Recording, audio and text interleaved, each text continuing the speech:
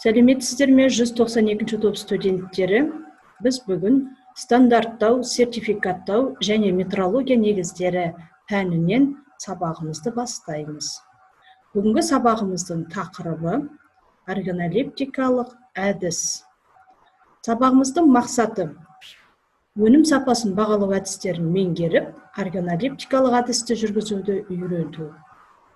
Міндеттерімізге келетін болсақ, сабағымыздың бірінші міндеті өнім сапасын бағалау әдістерінің түрлерімен танысу.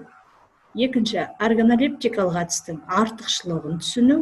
Үшіншіден, органолептикалық әдісті өнім сапасын анықтауда қолдану.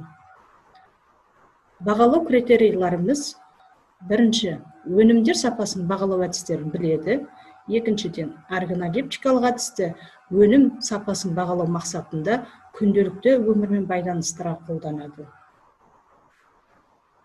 Тақырыбымызға байланысты бүгінгі сіздерге мәліметтер беретін болсақ, назар салып тыңдайық. Өнімнің сапа деңгейі оның көрсеткіштер жүйесінің негізінде анықталады. Яғни, өнім сапасының көрсеткіштер ретінде оның сандық мазмұнын табу болып танылады. Ол үшін іс жүзінде өнім ерекшеліктеріне байланысты бірнеше әдістер қолданылады. Бірінші әдістің түрі бұл өлшеу әдісі. Аты айтып тұрғандай, ол құралдармен, жабдықтар көмегімен қолданылатын әдіс. Екінші әдісіміздің түрі тіркеу әдісі. Ол тіркеу мен санаққа негізделеді. Белгілі бір оқиғалар, заттарға байланысты. Тіркеу әдісі арқылы патенттік, құқықтық, стандарттау, унификациялау сияқты көрсеткіштер анықталады. Келесі әдісіміз бұл есептеу әдісі. Өнім сапасын анықтау үшін арнайы математикалық үлгілерді пайдалануға негізделген. Төртінші әдісіміз бұл органолептикалық әдіс. Адамның сезу, тану мүшелерінің талдауын қарастырады. Бесінші әдісіміз бұл әлеуметтік әдіс болып табылады. Өнім туралы тұтынушылардың көзқарастарының талдауының негізінде жүргізіледі. Алтыншы әдісіміз эксперттік әдіс. Яғни, мамандар, оның ішінде мысал ретінде айтатын болсақ, дизайнерлер, дегустаторлар және тағы басқа мамандар тобымен іске асырылады. Енді осы бүгін тақырыбымыз біз қарастыратын әдістің түрі органолептикалық әдіс. Бұл әдісті біз түсіну үшін сіздерге мысал ретінде мына бір кестеге назар аударайық. Бұл кестеде ұсталған шұжықтың органолептикалық әдіс арқылы бағалауымыз керек. Яғни, ол шұжық туралы мәліметтер аламыз. Өздеріңіз көріп тұрғандай, бірінші колоннада маркасы, шұжықтың оның өндіруші елі туралы мәлімет болу керек. Екінші, сорты, қай сортқа жатады және стандартқа сәйкестігі. Одан кейін сыртқы түрі, осы жаңа алып отқан өніміміздің түріне қарауымыз керек. Төртіншіден, өнімнің кескінінің түсі. Бесінші, иісі, дәмі, одан кейін консистенциясы, одан соң шырындылығы және ең соңында балдық жүйе арқылы 1 мен 10 балл аралығында біз оны бағалаймыз. Одан кейін осы әдістердің барлығынан өткеннен кейін қорытынды жасаймыз. Яғни төменгі жағында бізде қорытынды деген жаңағы бөлім тұр.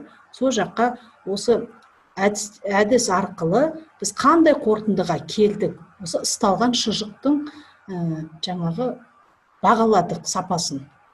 Сол сапасы жөніндегі органолептикалық әдіс арқылы бағалаған қорытындымызды осы қорытынды деген жерге жазуымыз керек.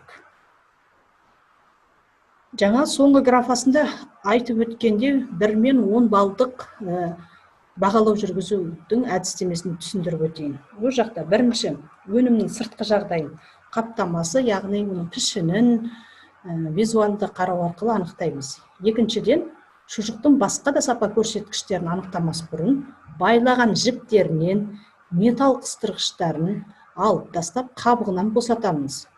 шұжықтың өнімдерінің мінездемесіне сәйкес келетіндей жұқа тілімдерге тураймыз. Үшіншіден, көзбен бақылап көру арқылы шұжық кескінінің түсін, шикізаттардың біркелкілігін өнімді тігінен және көлденеңнен кесіп көру арқылы анықтауға болады. Төртінші, иісін, дәмі мен нәрлілігін, дәмін татып көру арқылы анықтаймыз. Анықтау барысында спецификалық иіс болуы, болмауы, немесе бөгде иістің сезілуі, дәмі шұжықтың дәміне сәйкес немесе бөгде дәмнің болуы, дәмдеуіштер мен татымдықтардың ыстық және тұздылығы дәрежесі анықталып жазылады. Бесіншіден, шұжықтың консистенциясын өнімді басып көру арқылы, яғни шұжықтың үстінен басып көреміз, кесіп көру және шайнап көру арқылы анықтауға болады. Анықтау барысында тығыздығын, қаттылығын, нәзіктілігін, серпімділігін, қаттылығын анықтап жазылады. Енді міне өздеріңіз көріп отырғандай, осы бағалаудың әдістемесін, яғни балдық бағалау жүргізген әдістемесі осындай 5 сатыдан өтеді екен. Бұның барлығын біз жаңағы органолептикалық әдіс деп айттық.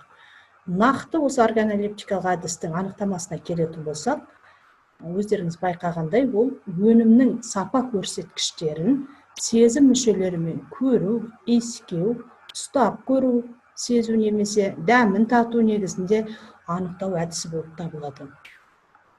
Енді балалар, бүгінгі осы тақырып бойынша үй тапсырмасына келетін болсақ, жоғарыда айтылған барлық мәліметтерді ескере отырып, осының алдында жаңа кесте мысал келтірдім сіздерге. Сондай бір кестені үйден орындаймыз. Яғни, кез келген кондитер өнімін дайындау үшін қажетті шикізат, мысалға қант, сүт, кілеге және тағы да басқа да кез келген шикізатқа органолептикалық әдіс арқылы талдау жасап, көрсеткіштер бойынша сапасын анықтау. Яғни, таблицаны толтырып, 10 балдық жүйе арқылы негізінде сапасын анықтау. Осы үй тапсырмасын өздеріңізге белгілеп, кері байланыс ретінде орындаған тапсырмаларыңызды Платонцқа жіберулеріңізді өтінемін. Осымен бүгінгі сабағымыз аяқталды. Келесі сабақта кездескенше сау болыңыздар.